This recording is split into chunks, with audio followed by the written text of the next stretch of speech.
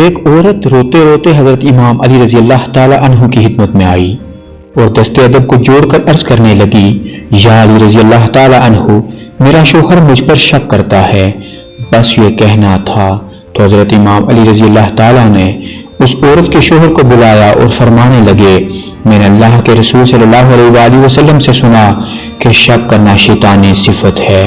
یاد رکھنا، جیسے دیمک لکڑی کو اندر سے کھوکھلا کر دیتی ہے، ویسے ہی شک کرنا رشتوں کو اندر سے کھوکھلا کر دیتا ہے۔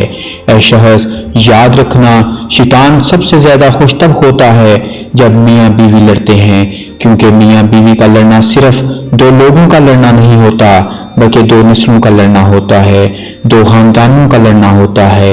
اے شخص، تمہارا آج ایک دوسرے پر شک کرنا اسی لیے پیدا ہوا کیونکہ تم نے اپنے اس رشتے سے احساس، دوستی اور پیار کو ختم کر دیا ہے۔ یاد رکھنا، جب میاں بیوی کے بیچ میں احساس ختم ہونے لگتا ہے تو دوریاں بڑھنے لگتی ہیں اور وہی دوریاں شک پیدا کرتی ہیں۔ میں نے اللہ کے رسول صلی اللہ علیہ وآلہ وسلم سے سنا کہ نکاح کی بنیاد بھروسہ ہے، اعتبار ہے، اور میاں بیوی کے رشتے کو جو رسی جوڑے رکھتی ہے وہ ایک دوسرے پر بھروسہ ہے، اور جہاں یہ رسی کمزور ہونے لگے وہاں سے یہ رشتہ ٹوٹنے لگتا ہے، ختم ہونے لگتا ہے۔ اتنے میں مرد کہنے لگا، یا علی رضی اللہ تعالی عنہ، میں شک کرنا نہیں چاہتا لیکن حالات ایسے ہو جاتے ہیں کہ میرے دماغ میں خود بخود شک پیدا ہو جاتا ہے۔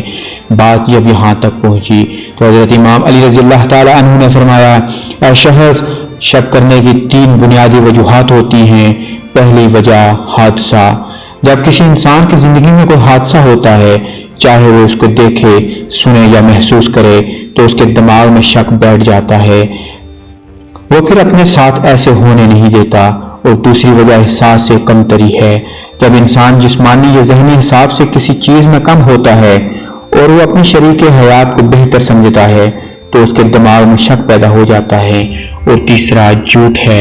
یاد رکھنا، جب سامنے والا انسان جھوٹ بولتا ہے یا باتوں کو چھپاتا ہے تو انسان کے دماغ میں شک پیدا ہو جاتا ہے۔ اے شخص، تم اپنے دماغ سے ان 3 وجوہات کو ختم کر دو، اور اے عورت، تم اپنی زبان کو جھوٹ سے پاک کر دو، اور ہر رات سورہ ناس اور سورہ فلق 7 مرتبہ پڑھو، اور اپنے رشتے کے لیے اور خوشحال زندگی کے لیے اللہ سے دعا کرو۔